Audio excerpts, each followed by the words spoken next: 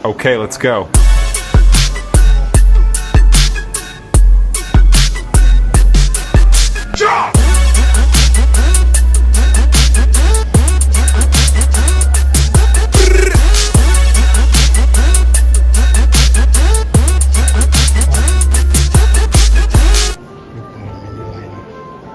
Dari awal, 7 pemain yang sebahagian dari Latin tidak mempunyai darah Malaysia. Malaysia banyak berkahwin dengan Bangladesh dan UK adalah negara pusat. Kali ni kita kena guys.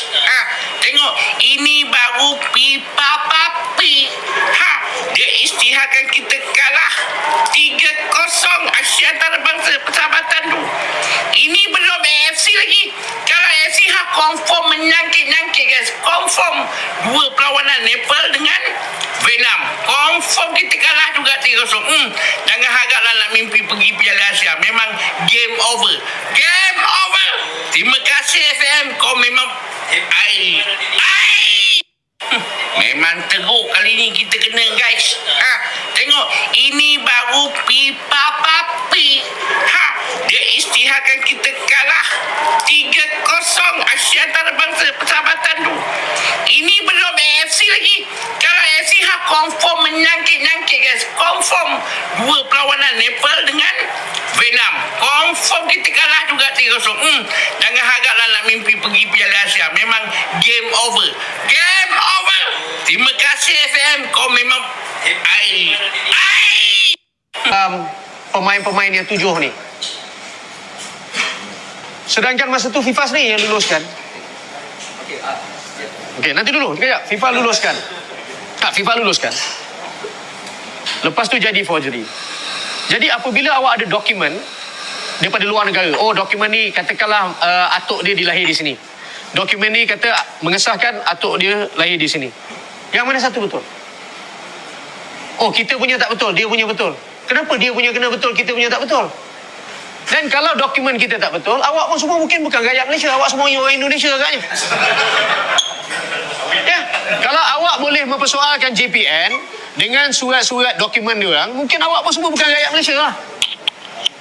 So, kita ni macam bias. Just because Tengku Mahkota Johor terlibat dalam projek bola sepak Malaysia je, kita hentam. Tapi kalau benda ni salah, takkan kita berani sampai nak pergi ke KAS. Tapi katakanlah benda ni kita kalah pun, so what? Tak semestinya bola sepak tu mati. Kita buat lagi seberapa banyak yang kita boleh sampai kita mencapai matlamat kita. That is the idea. Pemain tak dapat gaji, tak keluar pada media. Tapi ditumpukan, ada forgery dalam pemain-pemain yang 7 ni. Sedangkan masa tu FIFA ni yang luluskan. Okey, nanti dulu sekejap. FIFA luluskan. FIFA luluskan. Lepas tu jadi forgery. Jadi apabila awak ada dokumen daripada luar negara, dokumen ni katakanlah atuk dia dilahir di sini. Dokumen ni kata mengesahkan atuk dia lahir di sini. Yang mana satu betul? Kita punya tak betul, dia punya betul. Kenapa dia punya kena betul, kita punya tak betul? Dan kalau dokumen kita tak betul, awak pun semua mungkin bukan rakyat Malaysia, awak semua orang Indonesia agaknya. Ya, kalau awak boleh mempersoalkan JPN dengan surat-surat dokumen diorang, mungkin awak pun semua bukan rakyat Malaysia lah. So, kita ni macam bias. Just because Tengku Mahkota Johor terlibat dalam projek bola sepak Malaysia je, kita hentam. Tapi kalau benda ni salah, takkan kita berani sampai nak pergi ke KAS. Tapi katakanlah benda ni kita kalah pun, so what? Tak semestinya bola sepak tu mati. Kita buat lagi seberapa banyak yang kita boleh sampai kita mencapai matlamat kita. That is the idea.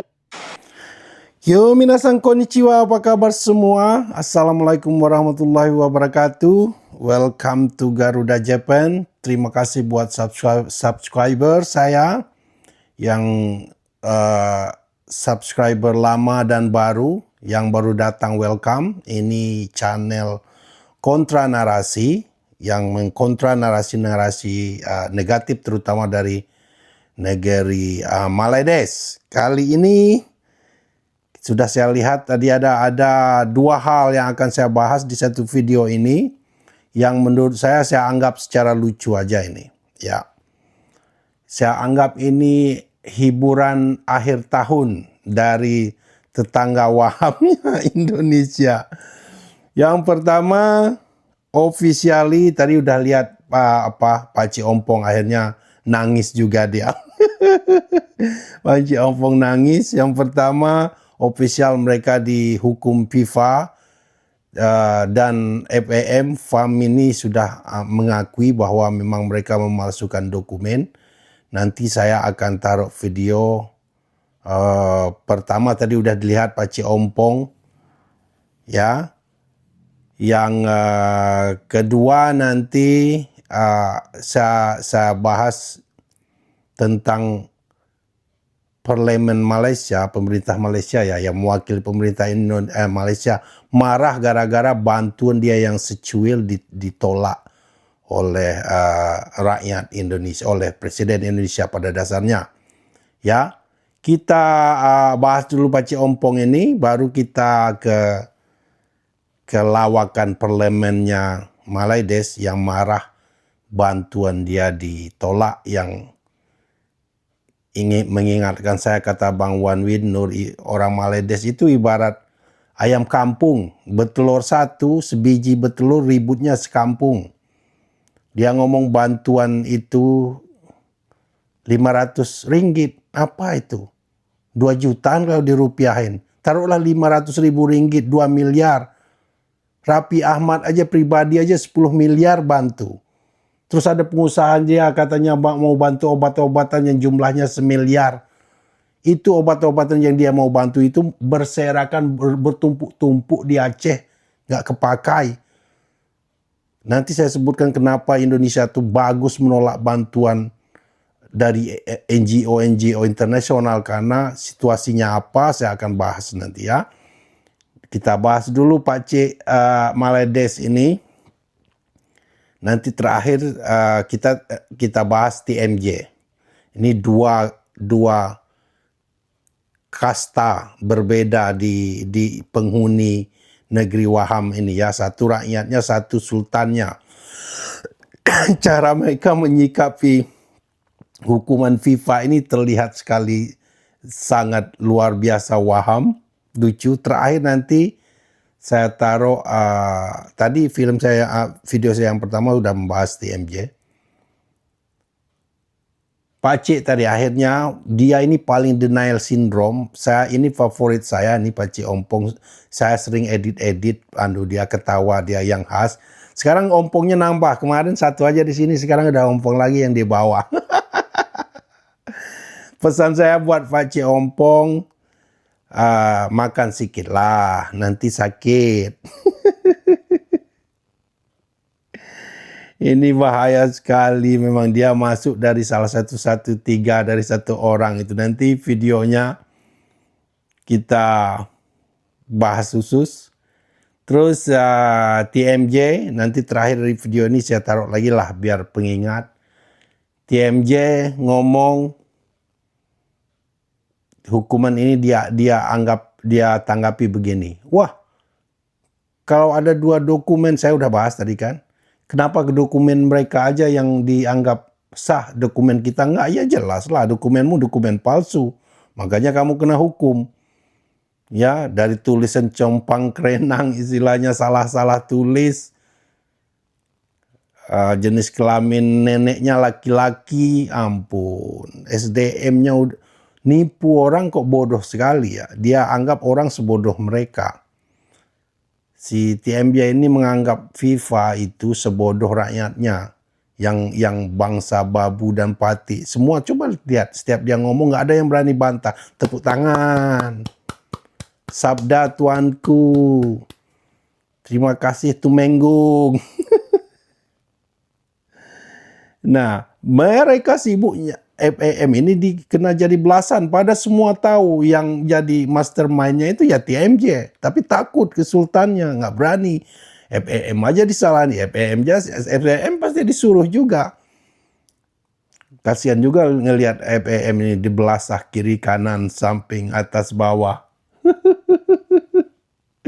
Hiburan akhir tahun kita ini Dan kemungkinan pasti AFC nggak ada choice, they have no choice ya AFC. Mereka harus menghukum Malaysia dengan membatalkan hasil permainan dengan Nepal, Laos, dan Vietnam. Dan akan di-reverse hasilnya juga menjadi kemenangan 3-0 untuk lawan-lawan mereka. Maka sayonara Piala Asia. Ya, bukan saja rankingmu yang kamu dapatkan dengan cara licik menipu itu jatuh, tapi juga impian kepala ke Asiamu selesai. Ya, ini Pak Cik ini kemarin kita belum selesai, pokoknya denial syndrome-nya luar biasa Pak Cik Ompong. Akhirnya dia udah nyerah juga, bisa-bisa ke RSJ langsung itu. Dan TMJ ini caranya begitu aja. Udah lihat video tadi atau nanti saya taruh ke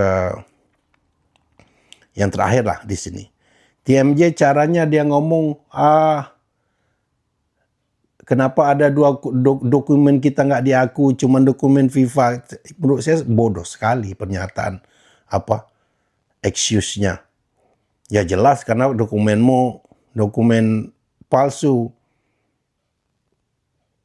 FIFA itu punya otoritas sendiri, hukum sendiri. Dia punya organisasi yang profesional. Dia punya data akte kelahiran asli. Kamu bikin-bikin. Simple sekali jawabannya. Terus dia ngomong, oh gara-gara dia, ini yang lucunya, gara-gara dia anak raja. Makanya sultan, makanya banyak yang mau istilahnya memojokkan dia. Kebalik kayaknya. Justru kamu anak raja itu orang Malaides pada takut patik-patikmu, bambu-babumu. Sampai sekarang mana berani.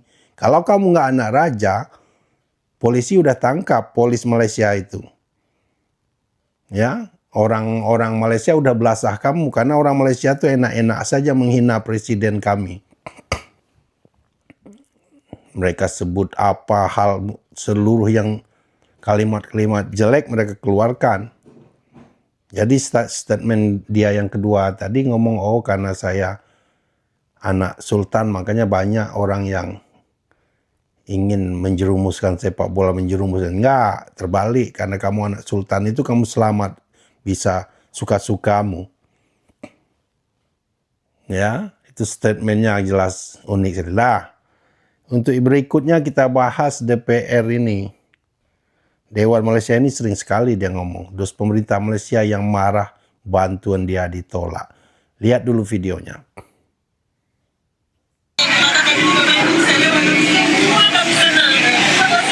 Janganlah aku.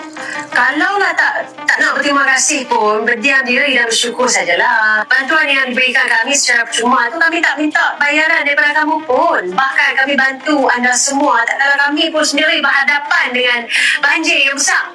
Bukan sahaja pihak swasta bantu negara kamu, bahkan Perdana Menteri Malaysia sendiri pun dah umumkan bantuan sebanyak RM500 untuk pelajar kamu yang terkesan dalam banjir di Malaysia. Rakyat di negara anda sendiri pun jelas berterima kasih pada kami. Bahkan mereka sendiri pun mensoalkan kelewatan bantuan anda yang terhadap mereka. Jadi sebagai wakil rakyat Malaysia, saya akan pertahankan imej negara saya. Kalaulah ada siapa-siapa yang berani kritik negara kami, mereka pun yang harus bersedia berhadapan dengan kritikan kami. Apapun tahniah kepada kerajaan dan juga rakyat Malaysia yang bertungkus lumus membantu warga Indonesia. Oke, udah dilihat kan makcik tadi itu sering nih, Makcik Ros siapa namanya itu. Pertama akan saya bahas, inilah Malaysia. Ya, Malaides. Bantuan nggak seberapa, keluar-keluar ditolak, nggak juga diterima, ditolak. Rakyat kamu minta, padahal dia sendiri kesusahan. Dia akui tadi kan, di Sabah, Sarawak itu banjir, nggak ada yang nolong, nggak ada yang open donasi seperti Indonesia. Katanya negara kaya, mana rakyat mau open donasi seperti Indonesia? Bang Irwandi 10 juta satu hari. Pak Dedi 7 miliar beberapa menit aja. Yang tahu saya tuh banyak lagi lah influencer ini. Sampai ke Raffi Ahmad lah 10 miliar, jauh dari bantuan pemerintahmu. Yang berapa itu? 500 ringgit. 2 juta, taruhlah 500 ribu. 2 miliar rupiah. Nggak ada apa-apanya dibanding dengan Raffi Ahmad aja udah kemana-mana. Kalau nggak tahu 10 miliar itu sekitar 2.5 million ringgit, makcik. If you don't understand rupiah, just let me explain to make it clear. 2.5 million ringgit. Just one influencer. Jadi bantuan makcik, negara makcik itu nothing. Kenapa pemerintah Indonesia menolak bantuan asing? Karena Aceh itu daerah yang sensitif, yang sangat gampang dimanfaatkan oleh NGO asing untuk mendramatisir. Di stop aja, lihat provokasi Malaysia. Ada 15% orang Aceh itu tinggal di Malaysia, mungkin sudah jadi warga Malaysia. Terus pentolan-pentolan GAM dulu itu aktif sekali memprovokasi, didorong oleh pemerintah Malaysia. Lihat,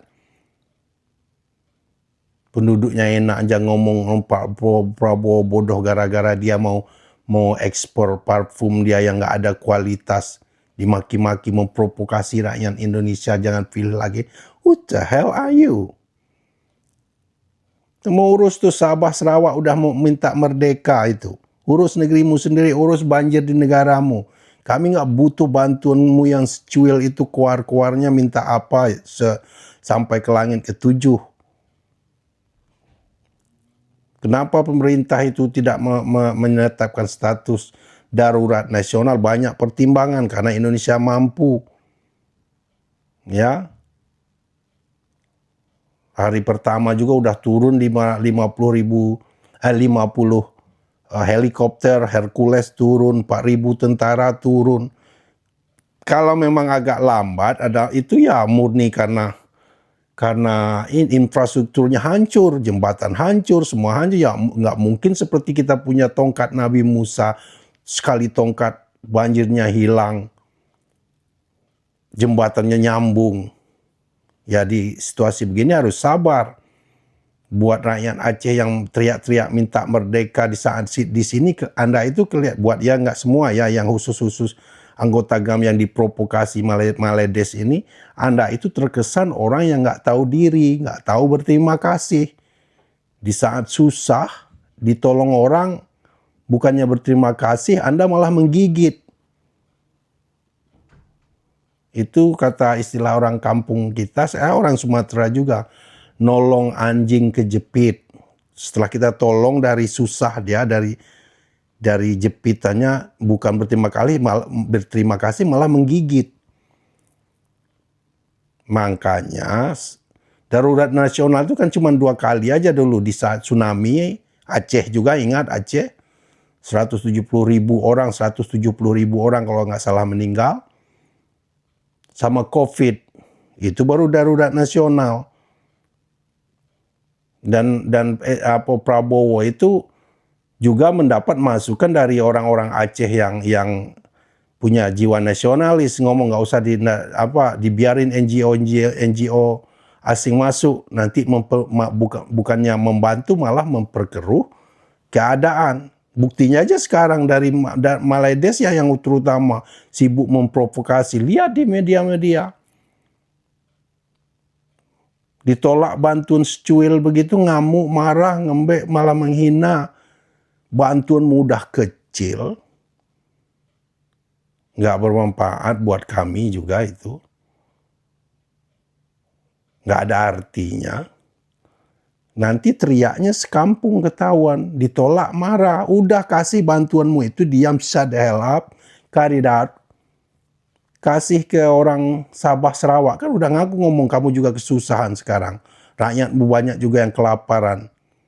Nanti di terakhir videonya saya taruh videonya, rakyatnya juga banyak yang kelaparan. Ya. Jadi itu aja untuk pembahasan quick 2 video satu ini. Lawak, saya anggap lawakan lah. Memang orang Bangladesh ini lucu-lucu sekali, ngaku IQ tinggi. Yang mereka pamerkan dari atas sampai ke bawah kebodohan aja semua. Itu yang mereka pamerkan. Setahu itu saya nggak ngomong apa, ini bukti, lihat sini bukti videonya ada, track recordnya, digital track digitalnya ada. Karena channel saya selalu valid, saya nggak bikin hoax, saya selalu mengkontra hal yang sudah ada, yang valid. Right, enjoy video berikutnya.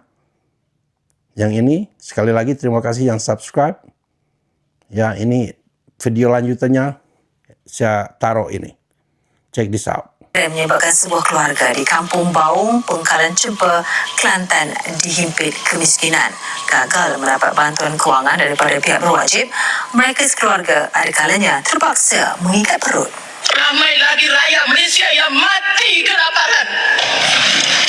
Dia dah bahaya. Kenapa kau pun comel lah? Nanti apa perasaan? Panas sama lapar. Teman dari Malaysia telepon. Bicara soal insiden yang melibatkan suku Bajo di Sabah. Tegas dia membela sikap otoritas Malaysia yang tidak manusiawi kepada komunitas Bajo di sana. Tanpa saya selah, dia bicara panjang dan terus menyalahkan keberadaan suku Bajo di negaranya. Setelah itu saya tanya, "You sudah selesai bicara, bro? You tahu sedang bicara sama siapa?" "Ai anak suku Bajo asli, bro." Dia mau bicara lagi, tapi saya tahan. Sabah dan Sarawak harus berpisah dari Melayu. Hari ini kami berdiri sebagai anak kaki Bajo Sabah dan Sarawak. Dan maaf, sudah cukup, sudah sabar. Dan kini kami menyatakan dengan lantang, cukup sampai di sini. Sabah dan Sarawak harus berpisah dari Melayu. Orang-orang Indonesia, saya just nak bagi nasihat sikit kepada orang Indonesia, tolong jangan undi ataupun vote pemimpin sekarang yang ada ni. Kerana pemimpin korang ni sekarang ni tak ada kepala otak. Otaknya tiada di sini, tiada. Saya jual perfume, saya nak ekspor perfume saya pergi ke Indonesia, macam-macam kekangan, itulah inilah. Saya faham. Alasan dia adalah untuk protect local product. Okey, kita faham. Tapi bila Malaysia pergi hantar bantuan pergi ke Aceh, itu pun nak dipersulitkan. Saya rasa otak pemimpin korang ni memang tak berfungsi. Seolah-olah tanpa status bencana nasional, negara tidak bekerja maksimal. Ini keliru, karena faktanya sejak hari pertama, negara sudah hadir secara penuh. BNPB langsung menetapkan status tanggap darurat. TNI dan Polri dikerahkan untuk evakuasi dan pembukaan akses. Kemudian logistik digerakkan melalui jalur darat dan udara, serta alat-alat berat diturunkan ke titik-titik kritis. Pemerintah pusat juga sudah menyiapkan pembiayaan pemulihan bernilai puluhan triliun rupiah untuk rehabilitasi dan rekonstruksi pasca bencana. Artinya, secara fungsi negara, tidak ada kekosongan penanganan. Negara sama sekali tidak melepaskan urusan ini semata-mata menjadi urusan daerah dengan pembiayaan APBD doang. Dalam praktek kebencanaan, status nasional bukan alat percepatan otomatis. Justru status tersebut membawa konsekuensi administratif, koordinasi lintas sektor yang jauh lebih rumit, serta eskalasi politik yang tidak selalu berdampak langsung pada percepatan bantuan di lapangan. Padahal ini krusial. Penetapan bencana nasional adalah sinyal politik ke dunia internasional bahwa kapasitas nasional sedang berada dalam kondisi kritis. Ini membuka ruang masuknya aktor internasional, NGO global, lembaga donor, bahkan kepentingan negara asing ke wilayah terdampak. Dalam konteks Aceh dan Sumatera yang memiliki sensitivitas historis dan strategis, negara wajib berhitung cermat agar penanganan bencana ini tidak berubah menjadi pintu masuk agenda lain di luar kepentingan nasional. Bahwa masalah utama di lapangan bukan kekurangan anggaran atau pasukan, melainkan keterbatasan akses akibat kondisi geografis dan cuaca ekstrim.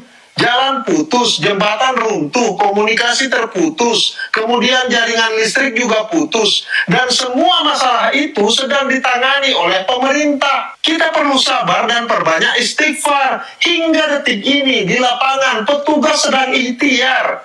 Mari saling memahami situasi dan kondisi yang ada. Status bencana nasional pun tidak serta-merta membangun jembatan yang ambruk atau membuka jalur yang tertutup longsor. Yang dibutuhkan adalah kerja teknis, bukan eskalasi simbolik.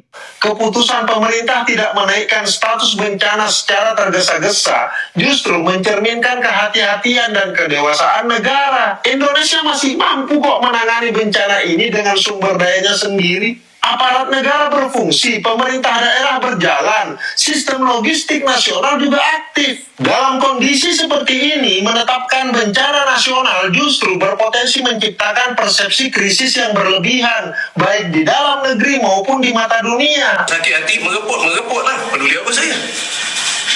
Ada apa-apa lagi komenku? Komen saya yang lain jangan cakap banyak.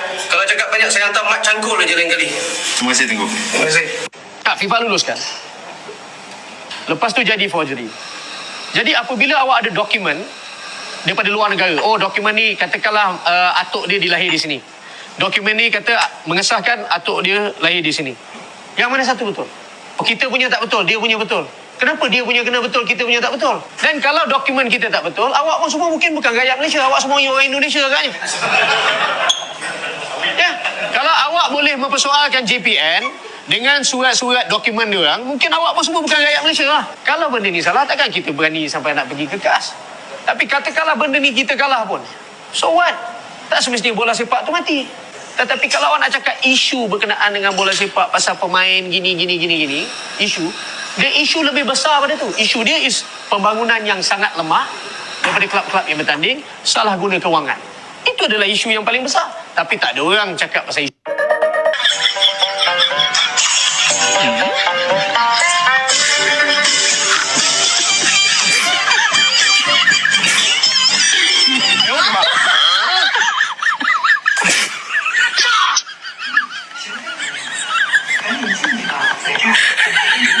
You